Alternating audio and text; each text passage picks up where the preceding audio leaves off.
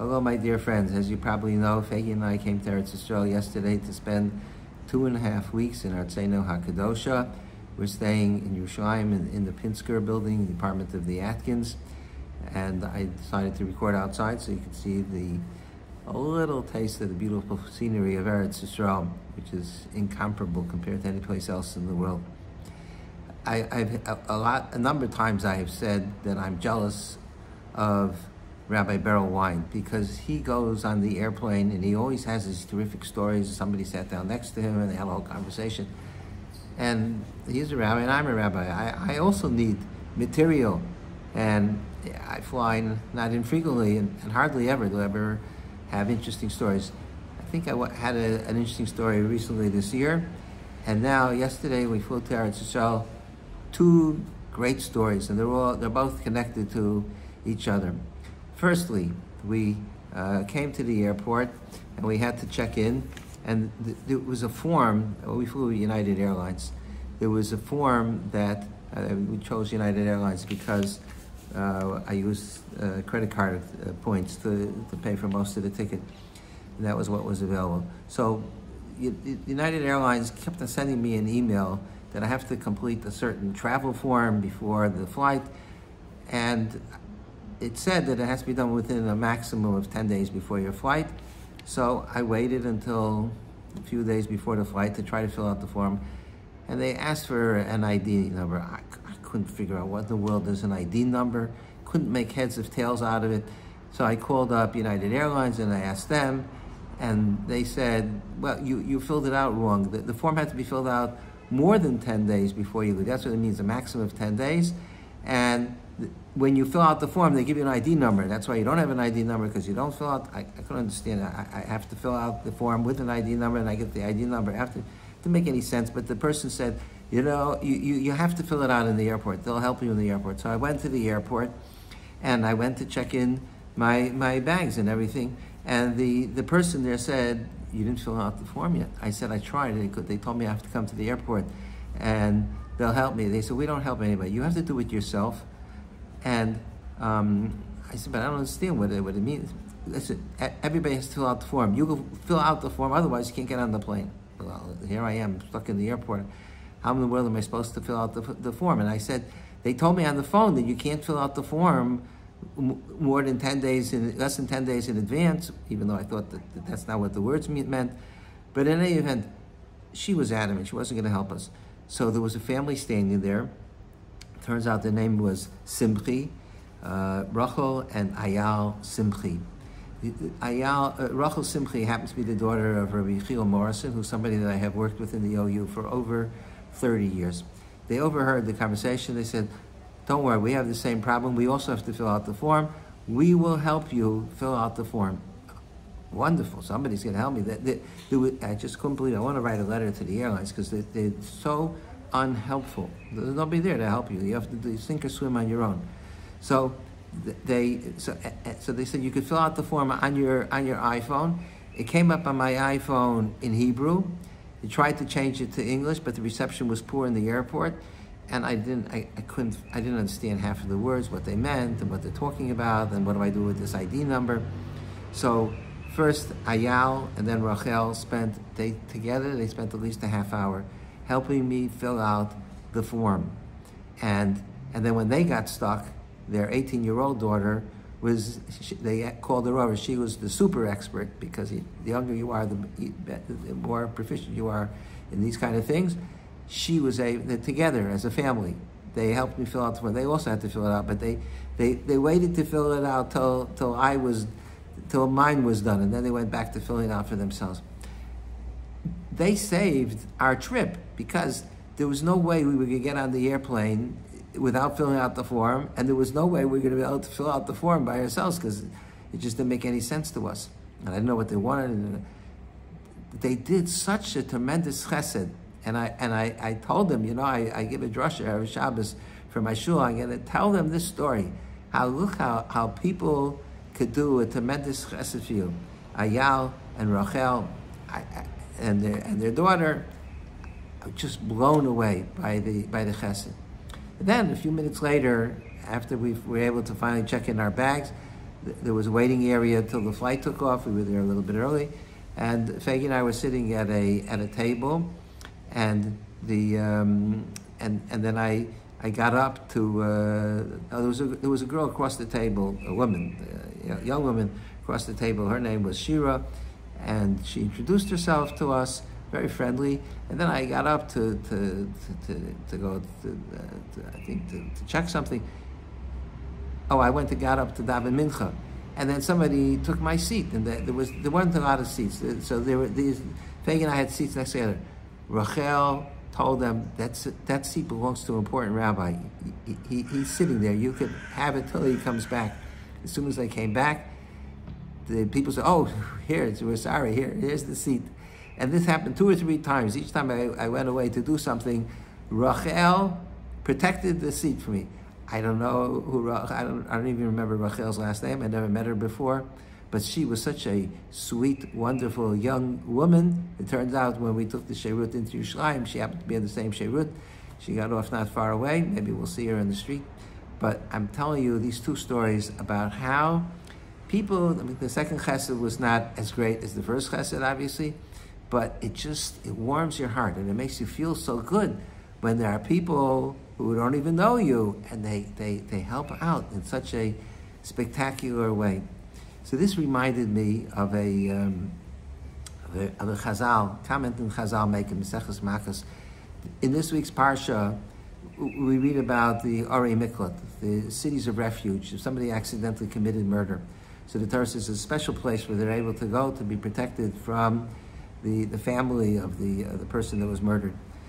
So the Chumash says that in the beginning of Dvarim, the Chumash talks about the Arei Miklat, and it says that Oz Yavdil Moshe. Then Moshe designated the Arei Miklat, and Chazal said that he did it right before he passed away.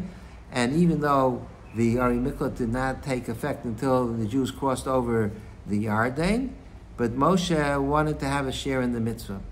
And the Chumash says that he designated cities Mizrach Shemesh on the eastern side where the sun rises, because Moshe didn't cross the Yarden, he was on the eastern side. So Chazal say, what's the significance that was on the eastern side? Why does it matter? Why does it have to mention the Shemesh? You could just say it was in the east. So Chazal say, the Rebbeinu Shem said to Moshe, Hizrachta Shemesh LaRotzchim. You shine the sun, you cause the sun to shine for murderers. And Rav Wolbe points out, because a murderer, he needs a place where it's safe. So you shined the sun for murderers. So Rav Wolbe points out that here it's the last day of Moshe Rabbeinu's life. Who's he worried about? Which part of Klal Yisrael is he worried about?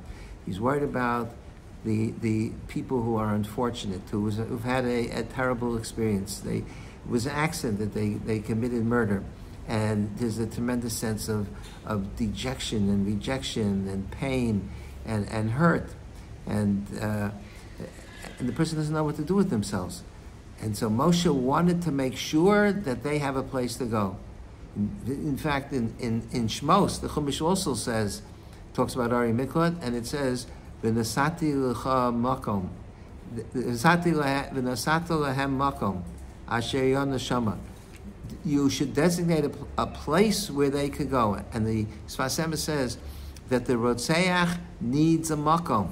He's lost. He can't stay in his own home. He's disoriented. He's dejected. He's maybe even ostracized sometimes. So he needs a makom. So God says, I'm going to make a place for them. Nasati l'cha makom. There'll be a place. God himself is concerned about the Rotzeach, that they should have a makom. So the Chumash is saying that Moshe gave that makom to the Rotzeach. He gave a makom to the people who were rotzchim, who were accidental murderers. But that's what Moshe Rabbeinu did in the last day of his life. So the Chumash uses this very beautiful expression, Hizrachta Shemesh, or the Chazal say, it says, Mivizah Shemesh, Hizrachta Shemesh, you shine the sun. You know, we talk about, in English, we say, the person's like the sunshine, there are many songs about, you are my sunshine, and songs like that. The metaphor is already in Chazal. Hizrachta Shemesh, to shine the sun, which means to say, you brought the light of the day, and suddenly the person who feels so dejected, you brought sunshine into their life. The sun is shining for them. And that's what Moshe was concerned about in the last day of his life. So what you see is that it's possible to do, that's the one example of a person who has to go to Ari Miklat, but it's possible to do a chesed and to bring the light into a person's life. The chesed that the Simchi family did with me and Fegi, okay, if we had missed the flight, it wouldn't have been the most terrible tragedy, but it would have been super upsetting. And that they did a chesed that it was Zarach Shemesh. They shined the light for us. And even that young woman, Rachel, it wasn't earth-shattering that she saved my seat, but it made me feel so good to know that somebody else is concerned about me, and that she's protecting the seat so that I should have a place to sit. So Fegi and I could sit together. We shouldn't have to be separated and sit in different places in the airport. And it's the 3 weeks. In the 3 weeks, the Beis Hamikdash was destroyed because of sinas chinam, and everybody says idle hatred or unprovoked hatred or unjustified, unwarranted. And everybody says that the thing that we have to do is to have avas chinam, that we should have unwarranted love. We should love people even for no reason. We should love people. But I would take it a step further. I think I talked about it a few weeks ago. And that is, in addition to avas chinam, we should be doing chesed chinam. That we should be doing chesed even though it's not our job and it's not our responsibility. But we should go out of our way to help people. And you never know when the chesed that we do is with Zarach Shemesh.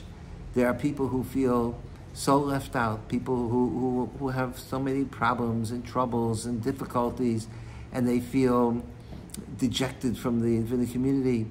And all it takes is sometimes somebody to lend a hand. Even just to say hello to people. I talk about this all the time. You have people that feel isolated, and nobody talks to them.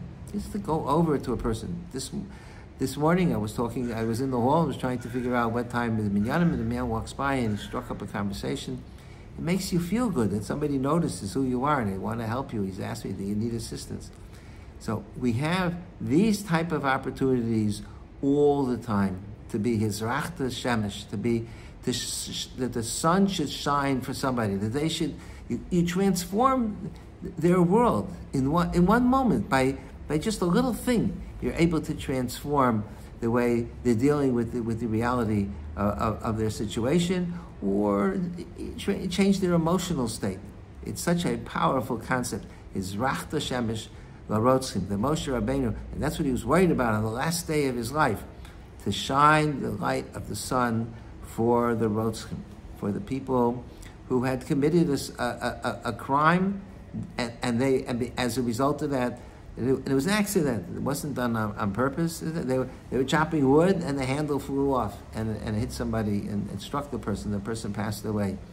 There's two victims when that happens. There's the person that died, and then there's the person that committed the crime. He's also a victim because it's something that's going to haunt him for a long time. That it was through him that the crime took place. So such people need help. They need assistance. And Moshe Rabbeinu, that's who Moshe Rabbeinu was. That was the giant of Moshe Rabbeinu, the greatness of Moshe Rabbeinu, the leader of Klal Yisrael. He was concerned even for the Rostim, and we need to follow the example to be concerned for the little guy and the little person and somebody that's treated as if they're insignificant, they're not important. To build them up and show them, no, you're so super special, and let me lend a hand. If you don't know how to fill out a form, people that are over a certain age, we can't make heads or tails of any of these computer things. So if you know somebody who's trying to fill out a form or to order something from Amazon and they're over 50, there you have an opportunity to lend a hand, because it's so hard for us to figure out and to remember the passwords and all. I don't know, it's just too much for me most of the time. So if anybody wants to help me with the forms, it would be much appreciated. But actually my daughter she's fantastic. She's the one. She's my IT person. So, but that's my message from Eretz Yisrael. Is you can see what a beautiful day it is. The sun is shining. You walk outside, you feel wow, like $1 million. We all have an opportunity to be Zarach Shemesh, to shine the light for others, and that will, Mir Hashem, bring the rebuilding of the Beis Hamikdash.